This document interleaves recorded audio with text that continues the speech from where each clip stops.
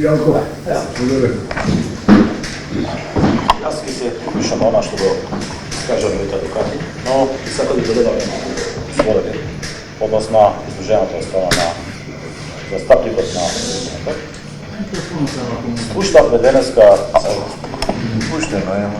страна на обвинителството дека се појавиле во текот на моето однесување ретроспективно назад целиот овој период околности кои што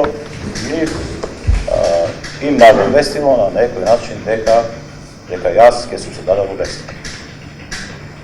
Сакам да кажам дека таквото тврдење, а при тоа да не се даде никаков аргумент, а камо и доказ, во насока на подкрепа на тие околности, може да се седа само на ниво на шпекулација, празни флоскули.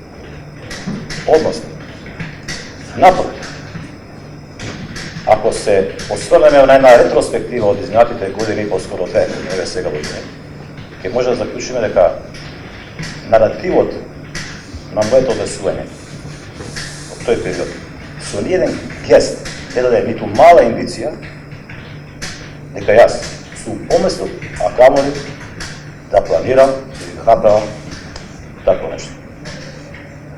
Јас во неколку наврати пред овој се пред Луксов, а во една прилика мислам дека и вие причитувам се вие бевте присутен, ја го кажав и филозофијата на моето размислување.